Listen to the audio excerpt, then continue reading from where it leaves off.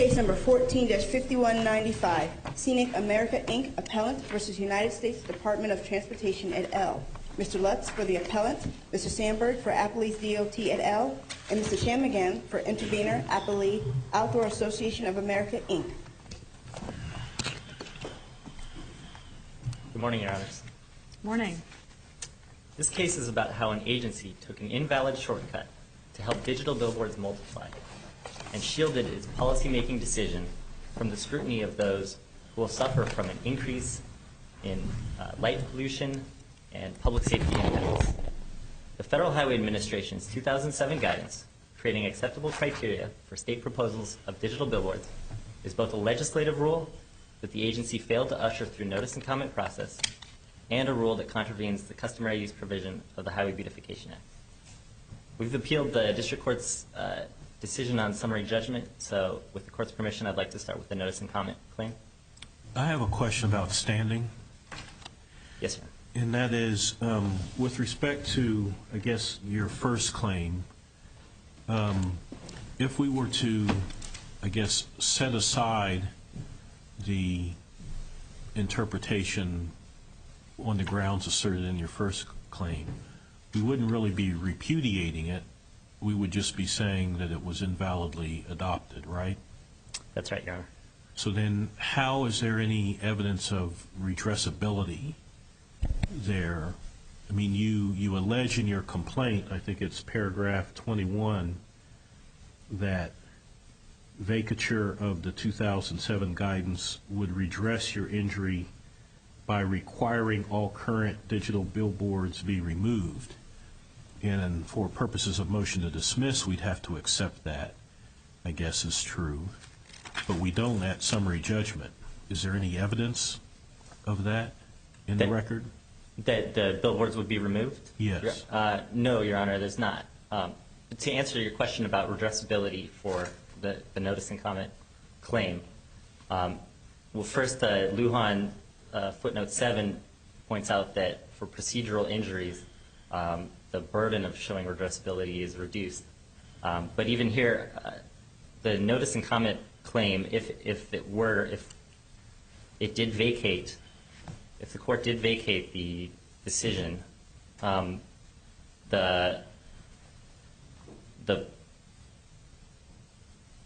excuse me, sorry. So if they vacated on procedural grounds, the redress that you'd get is that you'd get a process. We would get additional process. You get an opportunity to go through notice and comment, right. And that itself is a kind of redress, assuming that this is a rule that warrants that. Yes, sir. In addition, there are multiple division offices which had previously rejected the reading of the decision, and they would now think, oh, we don't have to reject it because central office has told us that this is okay. Maybe they would, though, still reject it because for policy reasons of the state, they don't want to use that latitude.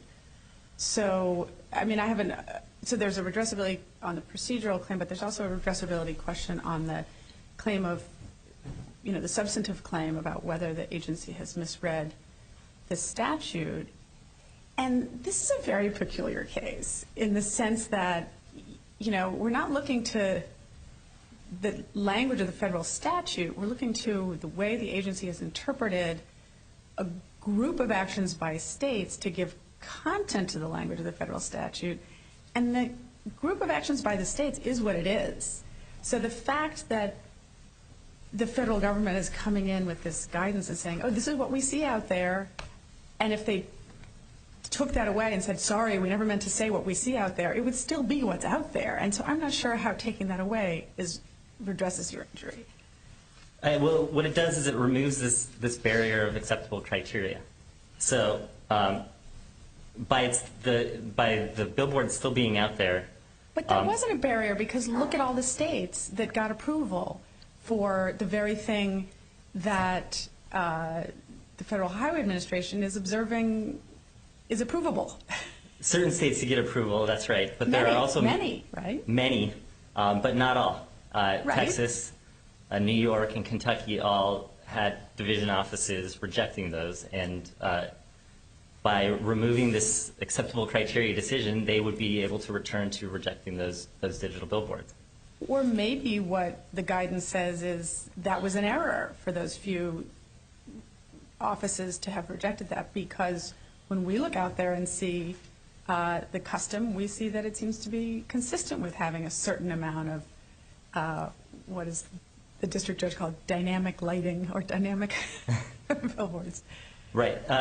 Well, first I wouldn't say that those digital or those division offices, if they return to be able to reject these digital billboards, they would likely return to that decision because they were not just looking to the custom of what's out there now, but reading the terms of the federal state agreements and finding that intermittent meant that every something that changes its lighting every 4 seconds or 10 seconds means. Who's the day that's doing that reading? The district offices, or the district offices interpreting the state billboard or the state DOT's proposals and permits. So what we saw in Texas, for example, was a division office that had previously rejected, in 2006, was rejecting state billboard proposals. And as soon as this guidance came out, as expressed in the Lloyd Declaration, Joint Appendix 41, there was a significant increase in state permit billboard proposals, as well as approvals by the division office. I think 150 digital billboards have been put in place in Texas. Now, if the court were to set aside, even on notice and comment grounds, the 2007 guidance, then the Texas office could return to rejecting those proposals. But what reason is there to think that it would? You're speculating that the relationship between the Texas divisional office and the state of Texas is such that the divisional office would change its course. What reason is there to believe that? Just because they used to do it differently. Now they've changed with relying on the guidance. The guidance is rescinded.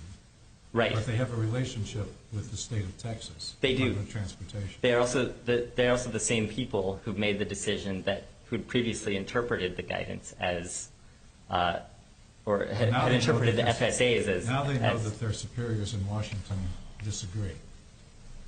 They know that. Rescind it or not, they know what Washington thinks, right? I'm not sure that they know what their superiors' definition of intermittent is. In fact, the main officials who were drafting the guidance the night before the guidance came out were still having trouble defining the term intermittent. In fact, all they did was point to what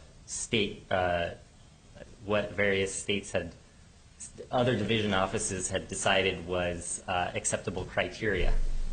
I know I'm missing something that probably everybody else in the room understands, but we have a statute under which the Federal Highway Administration is acting that says signs, it's this crazy long sentence, signs, displays, and devices whose size, lighting, and spacing consistent with customary use is to be determined by agreement between the several states and the Secretary. And I'm not sure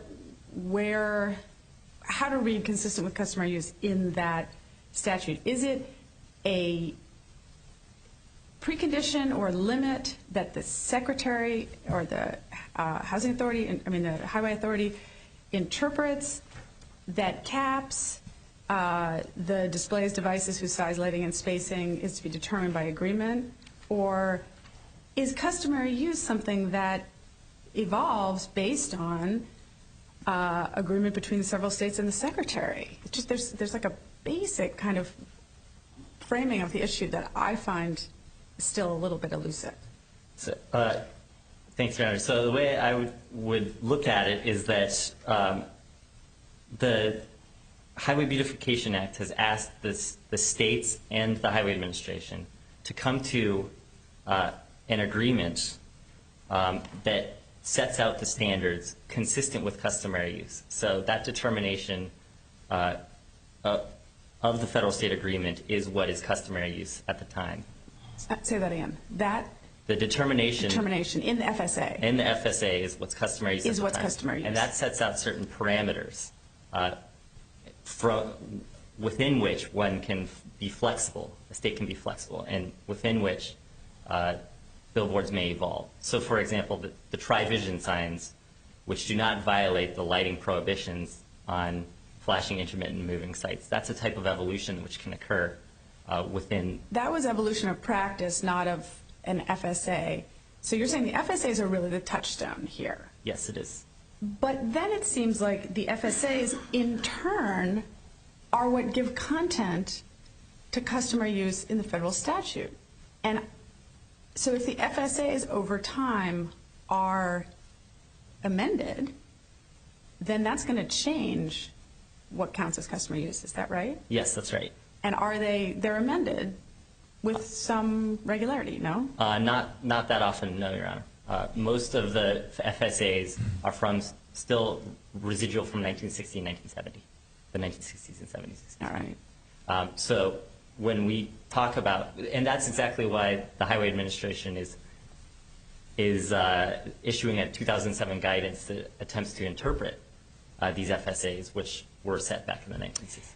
Now, there's an amicus that says that the customary use means the use that was customary in the 1960s when the act was passed, and I don't take that to be your position?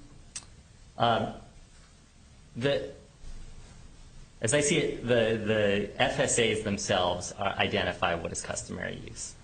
And so the FSAs can change, though. So there's a kind of a dynamism there. yes, that's right.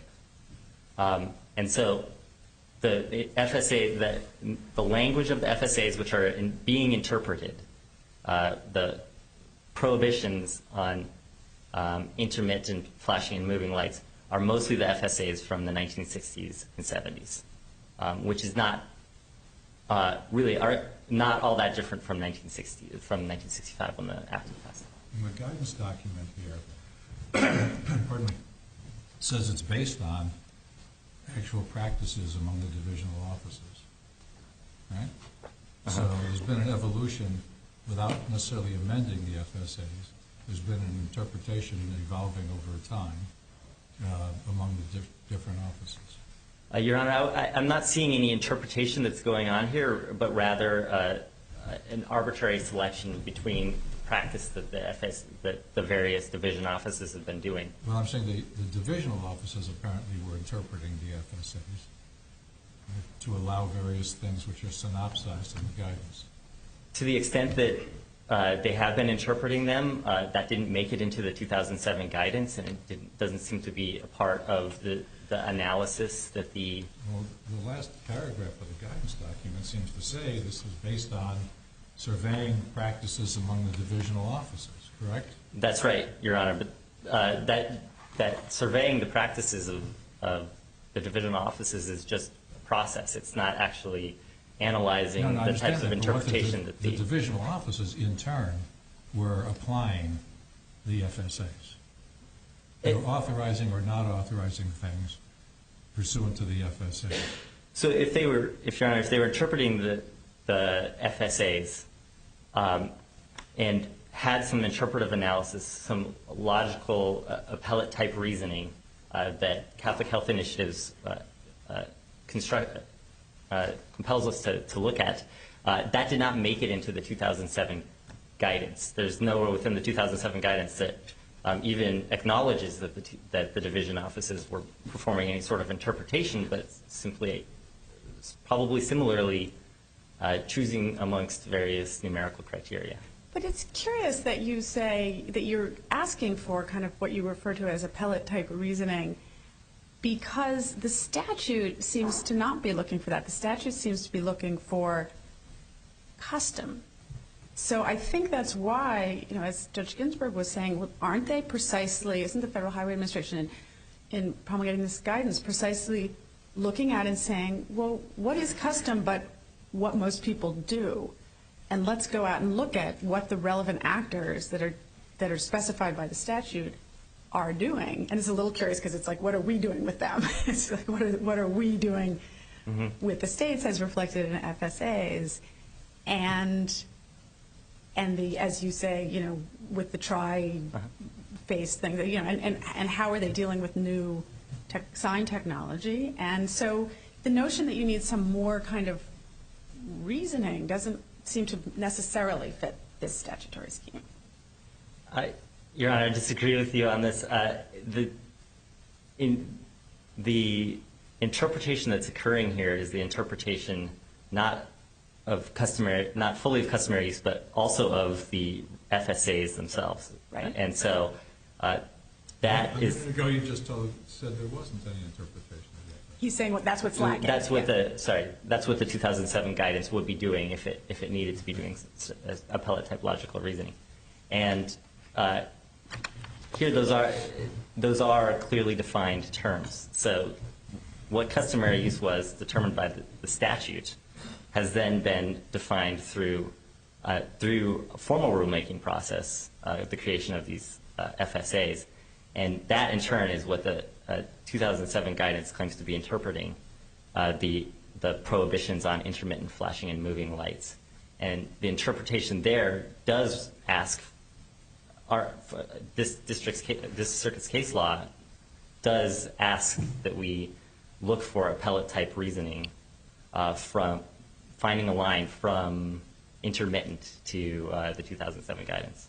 So what you're saying is, yes, the administration looks out and says, let's look at the FSA's language.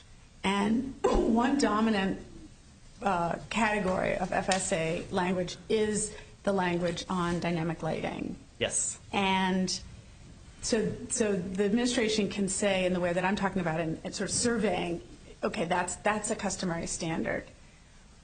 But further, so that's the customary use. And then how to read that in a lawyerly way or an agency type way that is rational is a question for the Federal Highway Administration.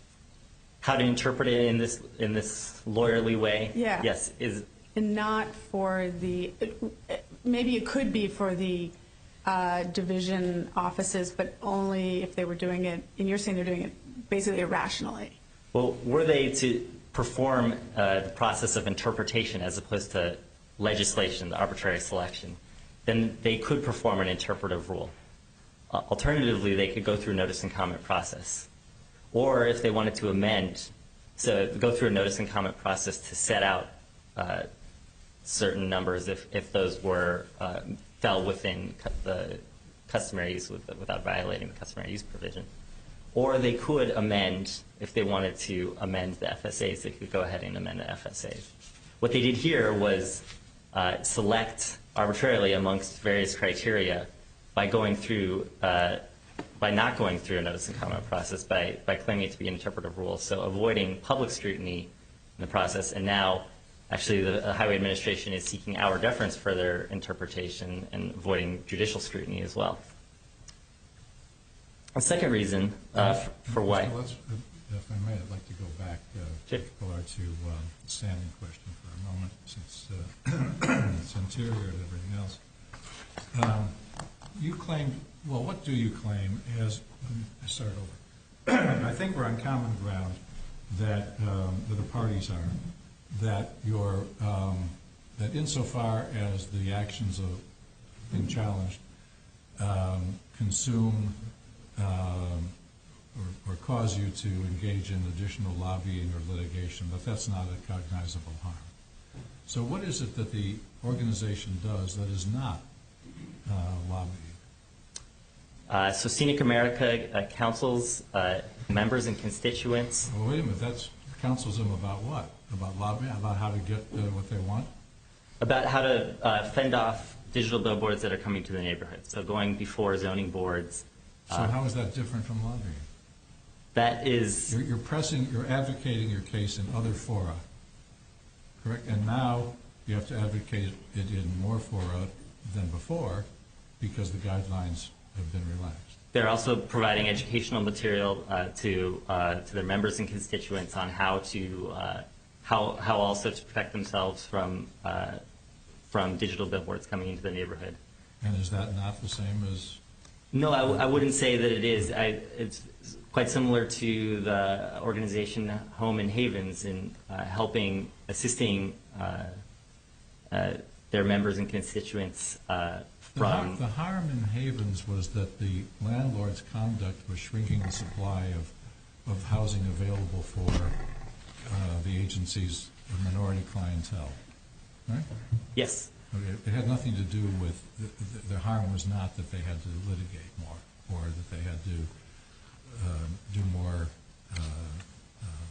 persuasive activity. Right. And similarly, the harm here is the increase in digital billboards in members and constituents' neighborhoods, which Scenic America believes to be unlawful as well. And this 2007 guidance. So it's the actual increase in the billboards. That's the harm. Yes. So I would point you to Metropolitan Washington. There was not only the making it more difficult for that organization to advocate to reduce aircraft noise. So who have you got as a member who's exposed to more billboards as a result of the guidance? Nikki Lalibert. Minnesota? In Minnesota, Joint Appendix 51 and 52. So she not only helps support the organizational standing, but I think we're on strong grounds with associational standing as well.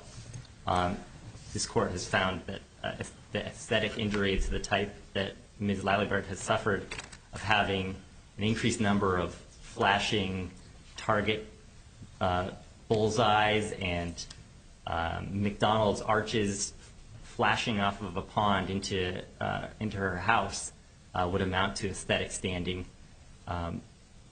which her being a member is germane to the interests of Scenic America. What was the status of Minnesota's divisional office before the guidance? They had not taken a position. They had not taken a position. What they said that they were. Go ahead. Sure. If you look at Administrative Record, page 188. They had they said that they were going to follow the lead of the Federal Highway Administration. This was just in advance of the 2007 guidance, and that digital billboards may be permitted on state and federal highways within the bounds of the federal regulations. So they were waiting for the 2007 guidance to make a determination as to whether it was. But they're essentially saying whatever's allowed by the feds, we're going to allow. Yes, Your Honor. Washington. Yes, Your Honor. And the billboard that is causing Ms. Lalibert to suffer aesthetic injury has been constructed since then. It was built in 2010. Okay.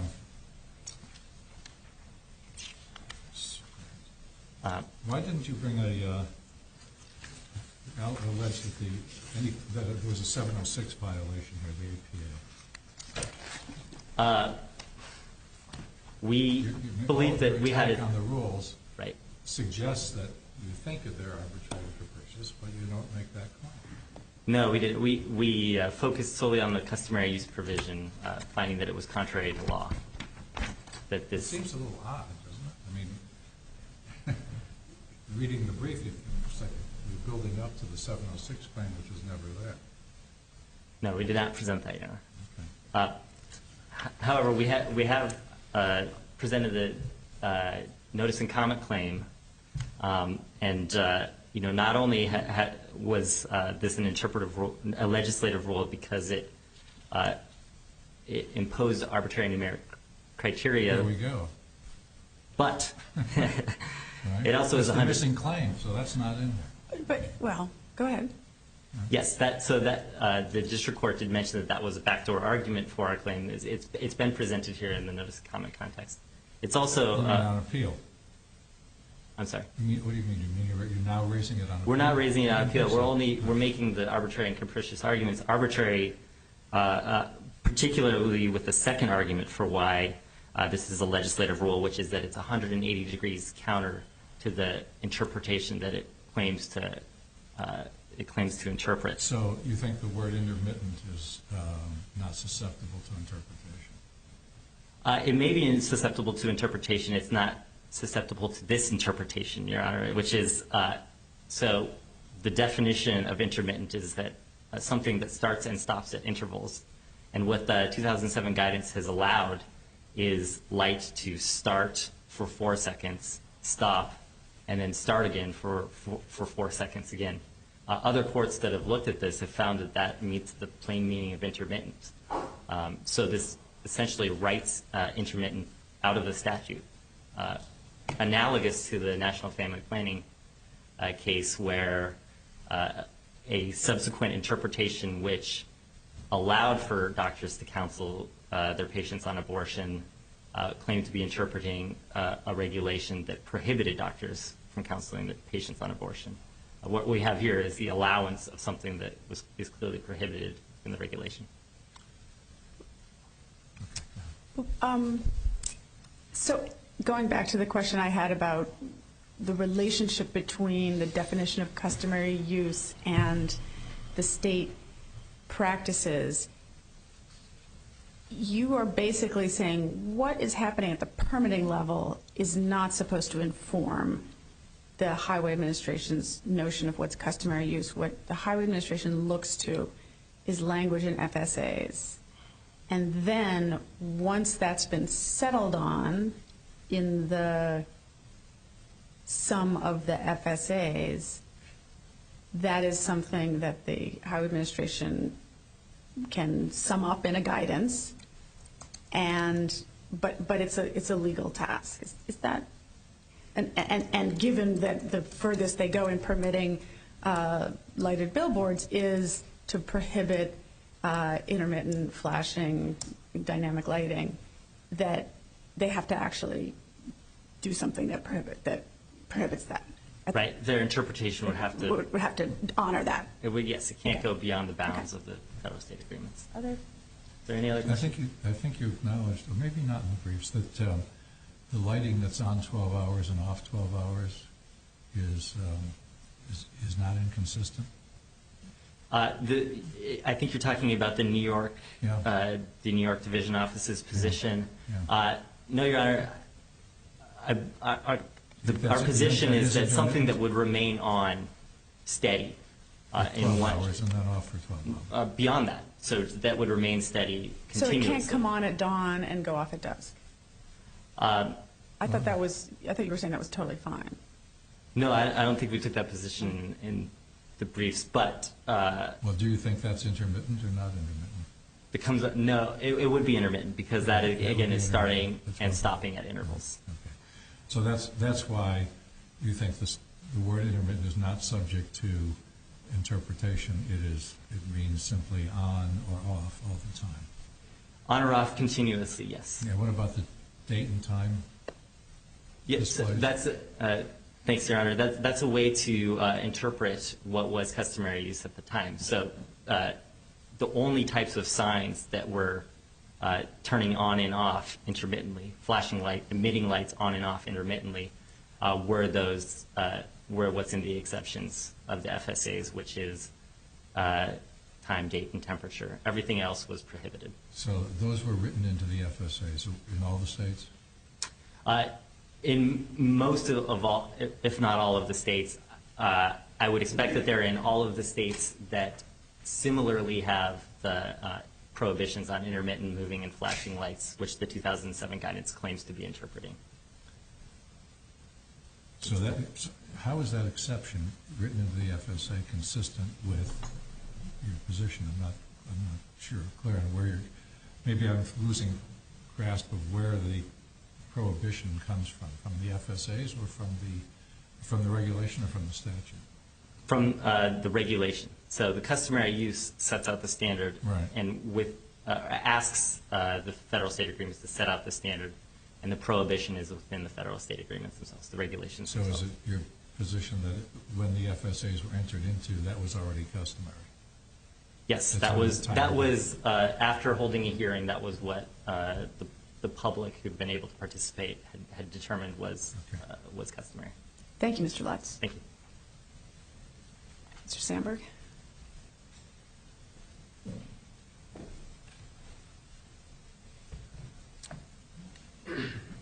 May it please the Court, Jeff Sandberg for the federal defendants.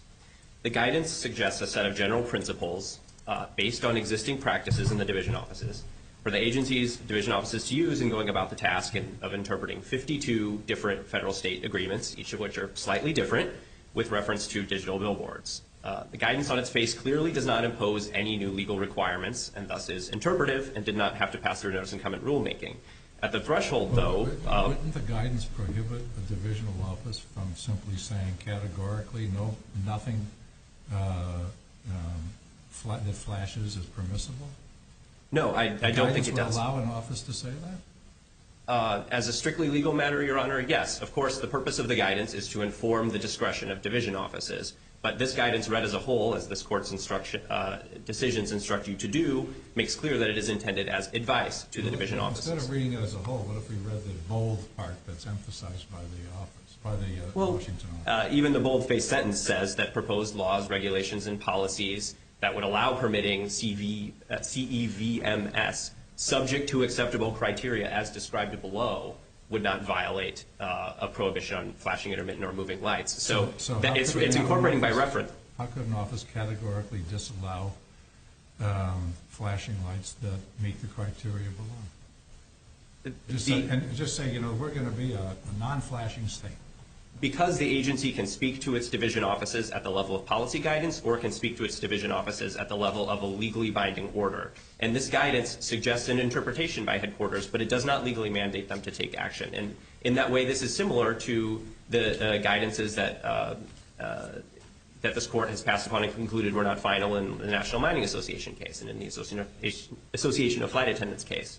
But I did want to pick up on the discussion about standing. So are you saying, for example, I think that I would assume if I were representing a state before the 2007 guidance and I told the state, I were in a division office and I told the state, you can't have intermittent lighting in the sense that Mr. Lutz thinks intermittent means. You just can't have it. That the state would believe that if they went ahead and had CEVMS, that they might be subject to having some of their funding withheld. And that was just an illusion, you're saying, before 2007? No. Or that is still true after 2007? That in fact, because this is just a guidance, this is sort of the gist of things as we see it, that actually if Texas, now changes its FSA and says, have at it, flash away, and you turn around and say, wait a minute, that's highway blight, and withhold their funding, that would still be legally permissible for the administration to do. That's right. I think the state may well have a good argument that the agency was acting arbitrarily and capriciously if it was acting inconsistently with its own guidance. But as a strictly legal matter, this is guidance to the field, and it is a good thing that agencies are allowed to provide guidance to the field and engage in policy discussion short of engaging in final agency action. Remember, there are 52 different federal-state agreements here. Each of them have to be read as a whole. Many of them contain this prohibition on flashing, intermittent, or moving lights, but they also contain other provisions that will need to be read in pari materia with these. What would it have to say to be more than guidance and to be binding? I'm sorry, Your Honor? What would the memo have to say to be more than guidance and to actually be binding? Well, I think it would need to say something other than this is intended to provide advice. Here are some considerations for you to look at, including but not limited to the duration of the sign and the spacing of the sign. I don't want you to say it would need to say something other than. What would it need to say? I think it would have to speak categorically, as the guidance did in the Appalachian Power Company case, a set of dictates saying these are your marching orders, essentially. That's not what the form that this guidance takes. But even if you think that this one sentence, which is not how the agency reads its own guidance, but even if you think that the one bold-faced sentence that Judge Ginsburg asked me about was a legally binding order, it's still clear here that this guidance is not the consummation of the agency's decision-making about whether digital billboards are permitted in any particular circumstance. What the guidance is saying is you need... What more is there to come out? Something ongoing? Well, the question here is, are digital billboards consistent with FSA prohibitions on flashing, intermittent, or moving lights? And the answer is, it depends, and it requires a state-by-state interpretation. And this guidance is saying, agencies, you have to engage in a decision-making process that will culminate in final agency action. The very point of this is there needs to be an agency process. And in the same way that this Court concluded that the guidance in National Mining Association and Association of Flight Attendants was not final, it was because these principles can be reviewed not at the pre-enforcement stage, but upon the application of these principles to a concrete set of facts. That is when the agency undertakes its final agency action. But it's not permitting, because the permitting is done by the states. It's the approval of an FSA, or the final agency action, in your view, is going to be something that the district office does?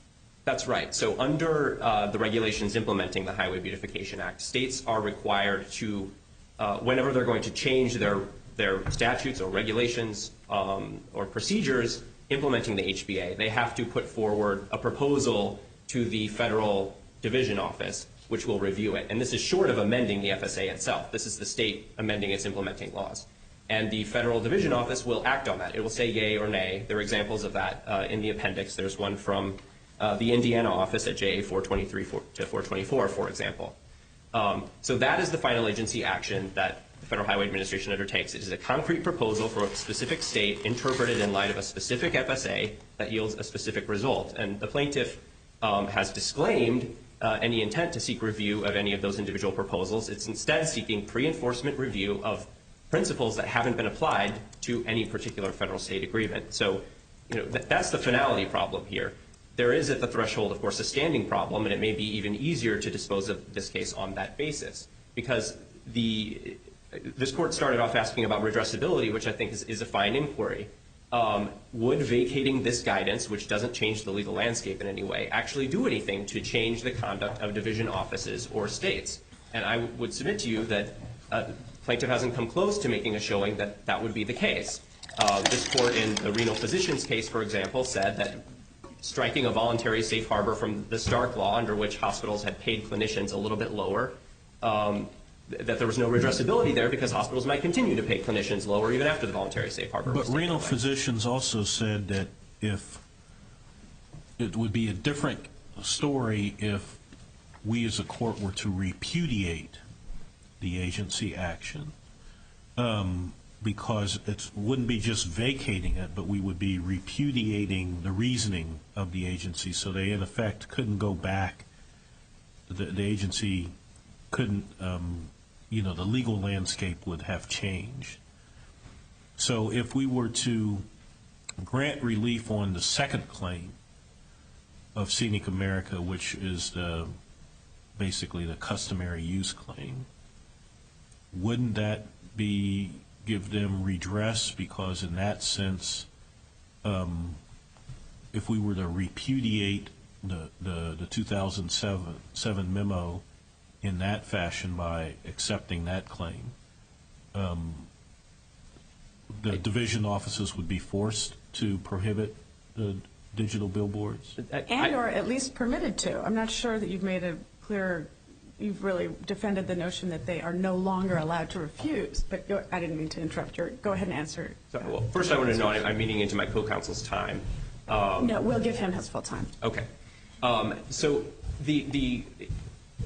as the discussion before picked up on this, the second claim in this case is really quite strange. As it was framed to the district court, it was essentially an alternative argument that if you agree with me that this is a legislative rule, then please don't just send it back for notice and comment rulemaking so the agency can do it again. Please say that, the product of such a notice and comment rulemaking would be inconsistent with the federal state agreements. And it was clearly stated in the plaintiff's briefing that if they lost on the interpretive versus legislative, that their customary use claim would go away. So I think, this court should take plaintiff at its word and conduct the interpretive versus legislative inquiry first. And I think if you undertake that inquiry, you would necessarily conclude that this is an interpretive document. And so I think that there would be no ability to give redress on the second claim here.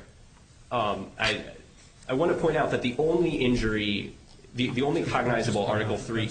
What you just said seems to be consistent with the way in which the case has been briefed by the physicians. I do think that seems to be consistent. Being the last issue, if we can get to it. That's right. And the district court itself said, I'm somewhat surprised that this wasn't framed as an independent 706-2A argument, but I will take plaintiffs at their word and say that if I rule against them on the first claim, I also rule against them on the second. So focusing on the injury prong of standing for a moment, the ground on which the district court found there to be standing was that the district court thought that some of the activities that the organization engaged in might be called something other than advocacy. But what this court's cases make clear is that it doesn't matter whether you call something counseling or education or advocacy. The defendant's conduct has to cause some injury to the plaintiff's activities. And the fact that the defendant's conduct is inconsistent with the ultimate policy goals of the plaintiff is not an Article III injury, in the same way that if I as an individual don't like digital billboards and decide to sort of commit all my free time to the cause of opposing digital billboards, I would not, through the expenditure of those resources, be allowed to come into court and claim standing. So too for organizations. So the cases that they rely on in which organizations were held to have standing were cases in which the defendant's conduct actually injured the organization in some way by depriving it of information, by depriving it of places for the organization's clients to live. A number of the cases are these cases where you have private landlords that are withholding information or discriminating against plaintiff organizations. Or places free of flashing lights for their members to live. That would be true. If they could show a plaintiff who had a member plaintiff who had standing, then they would have associational standing. So they pointed to Minnesota. Yes. So Minnesota, the problem with Minnesota is that Minnesota already permitted digital billboards before 2007. So even though the digital billboard that was near Ms. Lalibert's home wasn't erected until after, the legal landscape was already in place for digital billboards to be permitted in 2007. And there is, at a minimum, a serious redressability problem here. If you vacate this guidance, what is the basis for believing that either the state of Minnesota or the division office in Minnesota is going to take action to conclude that the flashing intermittent or moving light prohibition can't be interpreted? Mr. Lutz pointed us to a document, I think, from Minnesota, but anyway, taking the position that they would do whatever the feds allow. I believe he cited to a page in the administrative. I believe he cited to a page in the administrative record that's not in the appendix, and I'm afraid I don't have it in front of me. But that would at most speak to causation, right? What the division office saying will generally follow headquarters lead, whatever they happen to tell us, right? But if you pull away this guidance now, and so you go back to a regime in which division offices are allowed to interpret FSAs as they see fit, who's to say that the division office in Minnesota is now going to conclude that they can't interpret the FSAs in a way that would permit digital billboards that look very much like static billboards of yesterday in their effect, in that they're not flashing or lights moving. I don't think plaintiff has come close to showing that that is what would happen. And so there's a redressability problem with the one Article III injury that they've identified. Are you ready to hear from interviewers now? If there are no further questions, we would ask that the court vacate with instructions to dismiss for lack of standing. Just give me a moment, if you would. Mr. Pollard. What did you have to say on the customary point to the Supreme Court's decision in the Daniel Ball navigable waters? Right. I'm afraid I can't shed that much light on it because the way that the customary use claim has been pitched here is one that is a derivative of the interpretive versus legislative. The plaintiffs have said essentially customary use we think is supplanted by the federal-state agreement, such that if you're legitimately interpreting the FSA, then it's okay. It's consistent with customary use. It's only if you've, quote, redefined the FSA that there would be a problem with customary use. But we did address in a few pages of our brief the question raised in that by their citation of the Daniel Ball case is whether the statute freezes the custom as of 1965. Well, so what's your answer? Whatever else may be true about customary use, it does not do that. It's very clear from the legislative history of the Act that the consistent with customary use requirement was added in order to ensure that the federal government wouldn't try to impose nationwide standards on all states that may be much more strict than what was there before. But I think they're making a slightly more nuanced argument, which is, yes, it's not frozen. We look at the FSAs, and that's a dynamic process. It allows for updating only when the states and the federal government negotiate and update. And in practice, it's actually been pretty static, they're saying. But whether it's static or not, there is some stability to what the FSAs reflect. So it's a little bit of both. I think Your Honor's take is hinting at a third claim that they had made in the district court and have abandoned on appeal, which is that the problem, their theory was that the problem here is that the state and the federal government didn't amend the FSAs in a way to make this kosher. I think everyone, in the posture in which this case is on appeal, everyone agrees that you're allowed to interpret the FSAs, and the only question is whether this is a permissible interpretation, but that itself is kind of a backdoor argument, not a straightforward 706-2A argument. But backdoor in what? I mean, backdoor because it's bringing a question of lack of arbitrariness in? That's the backdoor you're referring to? Right. So their theory for why this is an interpretive rule rather than their theory for why this is a legislative rule rather than an interpretive rule, as I understand it, is that it adopts an interpretation that is 180 degrees counter to the text of the FSAs. And I don't think that's right. I think that terms like intermittent and flashing are necessarily subject to interpretation.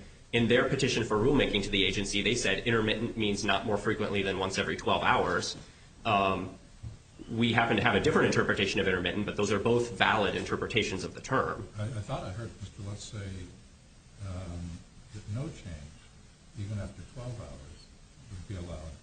That any change would be intermittent. That may be the position that he's taken here and in their briefs, but in the rulemaking petition, and there's a footnote in our brief, in the government's brief, that points. Not in the court, but in another proceeding now. In a petition for rulemaking that was submitted to the Federal Highway Administration. So I think there's broad agreement here that terms like intermittent have to be. I don't think that can be used against them in this case. It's another proceeding. Okay. Well, I haven't heard them dispute that the term intermittent is subject to interpretation. I mean, for example, a few minutes ago. That's exactly what Mr. Lutz said. I don't think they would dispute that, for example, a traditional billboard with paper and paint buckets could be illuminated by a light that turns on at dusk and turns off at dawn, and that is an intermittent light. I thought that was the New York situation that Mr. Lutz said indeed is intermittent. Maybe he'll clarify it on. The New York situation was once every 24 hours. We can ask on rebuttal. Yeah. Okay. Thank you, Mr. Sandberg. Thank you. Mr. Shanmugam. Thank you, Judge Pillard, and may it please the Court. OAAA agrees with the government's submissions in this case, and in the remaining time I'd like to focus on two principal points. First, as the district court correctly determined here, all four of the familiar American mining factors support the conclusion that the 2007 guidance is an interpretive rather than legislative rule. And in particular, an adequate basis for agency enforcement existed apart from the guidance, and the guidance did not effectively amend a prior legislative rule. Second, as the district court also correctly determined, the 2007 guidance is consistent with the language of the HBA concerning customary use. And Judge Pillard, since you asked about the meaning of that reference to consistency with customary use, let me offer an attempt at an affirmative interpretation. In our view, that language at most imposed a restraint on the federal government in including in the federal state agreements in the first place novel limitations. And so while I would acknowledge that the language is structurally a little bit confusing, I do think that, as Mr. Sandberg suggested, the legislative history makes clear that the concern that animated Congress when this language was added to the bill that became the HBA in 1965 was a concern with the federal government going too far in imposing restrictions on billboards in the federal state agreements. Now, we think that the district court correctly analyzed. Is there any way to get to that without legislative history? Well, I do think that it is a fair interpretation of the text standing alone because, leaving aside for the moment this question of what customary and customary use actually means, I do think that the first reference to customary use in Section 131D, and there are actually two, operates on and limits the federal state agreements. And there's no dispute here that the relevant provisions of the federal state agreements, that is to say the provisions prohibiting flashing, intermittent, or moving lights, are themselves consistent with customary use. Now, I think what I heard Mr. Lutz to be suggesting today is that once a provision is included in an FSA, that somehow becomes the baseline against which customary use is measured. I really don't think that that language can be read in that fashion. And again, I think the legislative history really suggests that what Congress was concerned about was the terms of the federal state agreements themselves. I'm not sure that that's what he's saying. I think he's saying that there's a process between the feds and the states, and your clarification is helpful, that doesn't, go out, that approves FSAs that may not stray from customary use, but that once those are in place, sort of the work of customary use is done, and that it's reflected in those FSAs, that they are they now instantiate customary use. And so then what the FHA is doing in offering guidance is just saying back to them, okay, this is custom, this is what we see, and to the extent that what shows up in custom is a bar on dynamic lighting, this is what it means. So, Judge Pillard, we would agree with that, I think, in part, which is to say that we think that the work of that first reference to customary use is done when the FSAs are adopted. But leaving aside the question of whether or not they do further work, I think Mr. Lutz would have to concede, as his brief makes clear, that his argument under the HBA turns on the notion that any interpretation adopted in the guidance somehow constituted a redefinition of the terms of the FSAs themselves. In other words, that the interpretation has to be so out of whack with the terms of the FSAs as to be tantamount to the adoption of new terms that therefore have to be measured against the customary use requirement. And if you take a look at the statement of issues on the very first page of the brief, it bakes into the question presented this notion that there is somehow a redefinition, and of course that's how Judge Boasberg understood the HBA claim. And as a result of that, I think as Mr. Sandberg rightly said, the HBA claim really stands or falls with the argument on whether this is an interpretive or legislative rule, because as your honors will be aware, one of the principal arguments that Scenic America makes in that regard is that this interpretation is 180 degrees counter to the language of the relevant FSAs, and therefore essentially constitutes the adoption of a new legal norm which is sufficient to tip it into the category of legislative rules. Now, whatever you think about the meaning of flashing, moving, or intermittent lights, I really don't think that it can be said that this is not within the range of permissible interpretations of those terms. And Judge Ginsburg, while it may not strictly speaking be binding on Scenic America, that in a petition for rulemaking, seeking rulemaking on this very issue, they suggested that a 12-hour period would not be intermittent. I think it reflects the fact that it isn't the only permissible interpretation of those terms, that a sign can never change. And that is really all that's required under the uber deferential standard of review for purposes of determining whether something is an interpretive or legislative rule. And that's... I thought you were going to offer me when you say it's within the range of permissible interpretations, I was waiting to hear you give the sort of lawyerly analysis of how you get there that Mr. Lutz was saying is missing. Do you have that? Well, if we were here on an arbitrary or capricious challenge, I would be perfectly prepared to talk about this in terms of our deference. Just about its non-arbitrariness. Just run it by us. Assume there's some level of deference. Why is it non-arbitrary to say that where there's a ban on flashing or intermittent lighting, it's okay to flash at 4-second intervals or 8-second intervals? Well, I think it's important, and not to quibble, but I'm going to quibble briefly.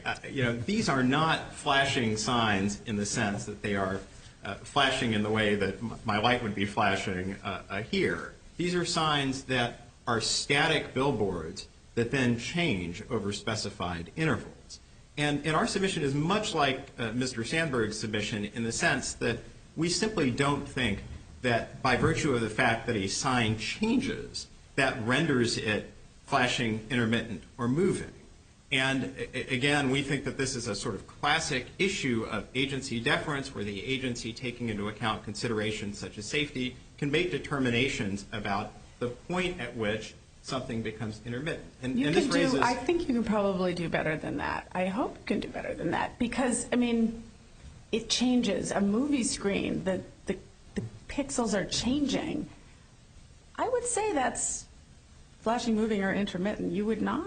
I think one might disagree with that, particularly given the fact that these are terms that were obviously adopted at a time when this technology did not exist. Right. But leaving all of that well, actually not leaving all that aside, because it does go to the analysis on interpretive versus legislative rules in one other sense. It goes to the other principal argument that Mr. Lutz made and that Sinek makes in the briefs, this argument about the impermissibility of numerical standards and the suggestion that by virtue of the fact that there are numerical standards in the guidance that this constitutes a legislative rule.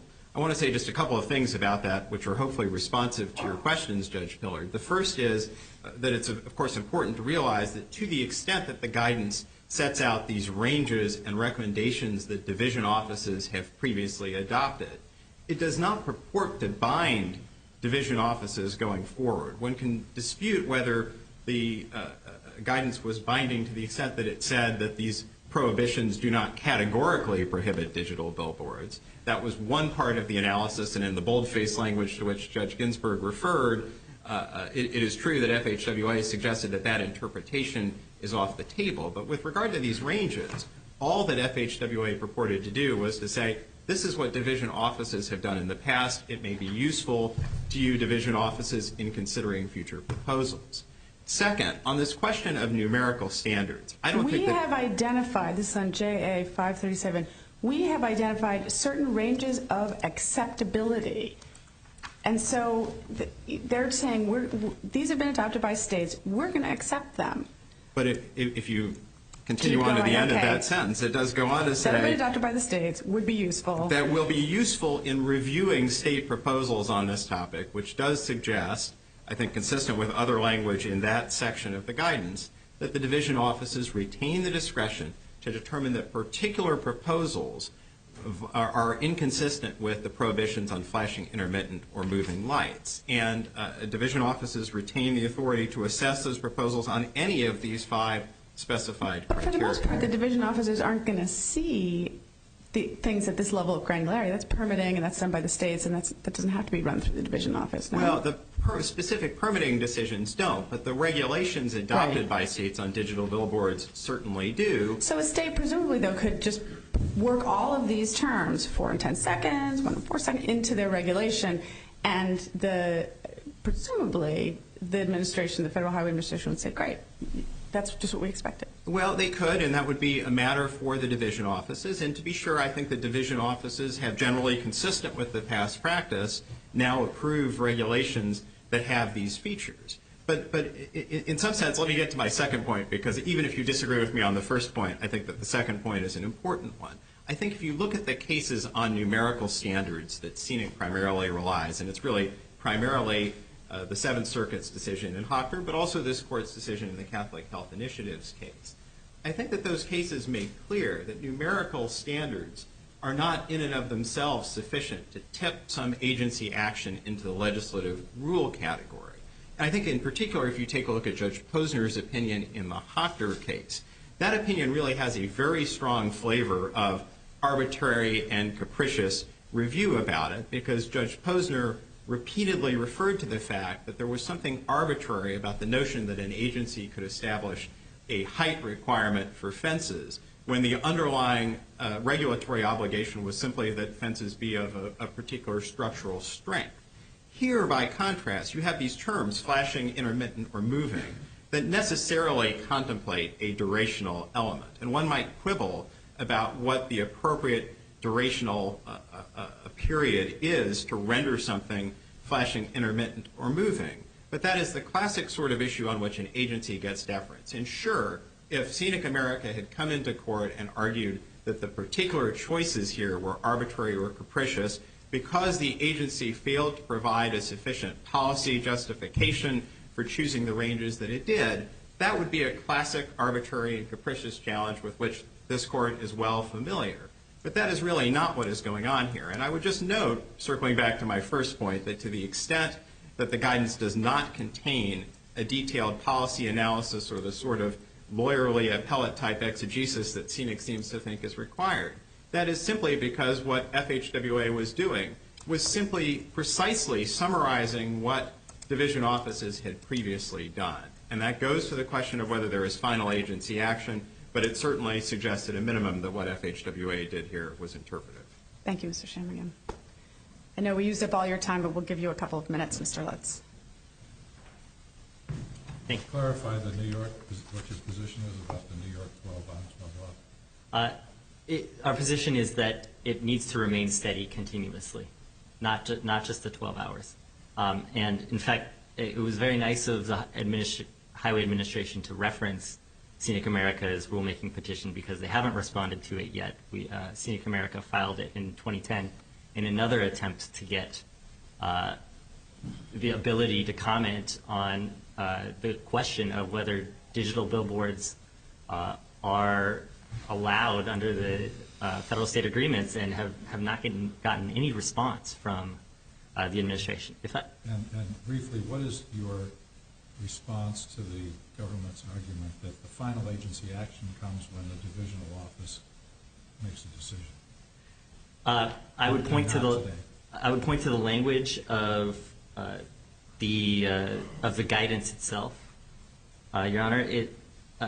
The Highway Administration has done us all a favor of highlighting in bold what's the important language here, which they use in the words of Appalachian Power Company.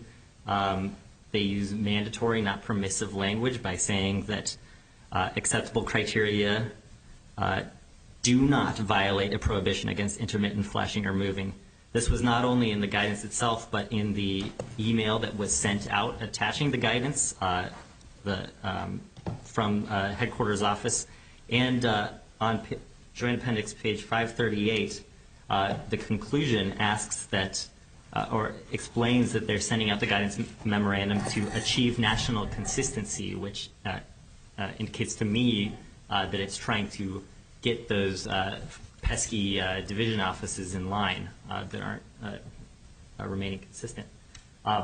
This is really on all fours with NRDC, the EPA, which has not been mentioned yet here.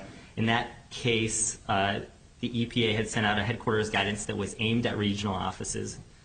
It removed their discretion to reject implementation plans that didn't meet a statutory fees provision by allowing an alternative.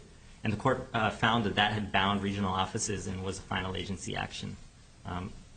The district court thought that that was really analogous to here. I also just wanted to make one point with regard to redressability. Judge Wilkins, you mentioned Reno Physicians Association and the point where if the court were to repudiate a position that could give redressability. Two of the reasons for why you would find this to be a notice and a violation of the notice and comment provisions is that this is the 2007 guidance has created arbitrary numeric criteria and is 180 degrees counter to the regulations it claims to interpret. Both of those would be repudiations of the 2007 guidance and would tell the division offices that they cannot select something along the lines of 4 to 10 seconds. Thank you, Mr. Thank you. Oh, I'm sorry. Necessarily last. Ms. Glutz, you're familiar with the Post Properties case, I trust? Yes. We said there, referring back to a couple of more of these injury questions, in both BMC and SPAN, the plaintiff organizations chose to redirect their resources to counteract the effects of the defendant's allegedly unlawful acts.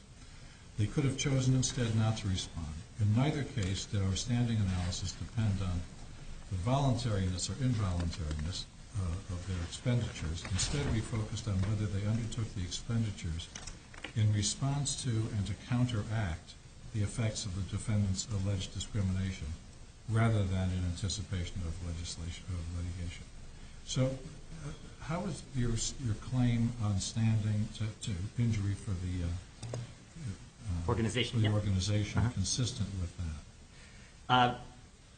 I think it's explained well. The voluntariness or non-voluntariness? No, that's not. That it's whether the expenditures you've referenced in your brief and in the affidavits, whether those are undertaken to counteract the effects of the defendant's decisions here. So two things have happened to Scenic America since the 2007 guidance. Not only, like in Metropolitan Washington, has it been more difficult for them to rely on division offices' reasonings in front of zoning boards. Well, to point out that. That's back to lobbying, which So not only is it more Havens took lobbying off the table. but there's also before the this. increase in digital billboards in the members and constituents' neighborhoods. So it's not only that it's become more difficult for them, so they're running uphill against the tide of digital billboards. But the 2007 guidance has pulled away the ability for them to rely on the 2007 on the division office's interpretations to reject. I don't think that's consistent with the Havens requirement that the lobbying, litigation, and so on is not a cognizable injury. In Havens, it was the diminution of the stock of housing. Here it's the increase in the number of digital billboards that is the same type of harm to the members and their members. That's the harm you invoke for individual. Yes, right, yes, for and not only is it a harm But I for don't see the how- individual members, but it's a harm for the organization because the Well, that's organization what I'm had previously had a portfolio of other programs, a conservation director. That's a resource allocation decision about moving your resources from other programs to this. It doesn't tell us whether this is still just advocacy. It's not only advocacy; it's counseling and education along the lines of what Home was providing its constituents, those it was providing services to. Very similar to how, if you read the Lloyd Declaration at Joint Appendix 39 to 42, since the 2007 guidance, she's had to provide a type of counseling, educational materials, manage websites, et cetera. Thank you. Thank you, Thank you. Mr. Lutz. Case is submitted.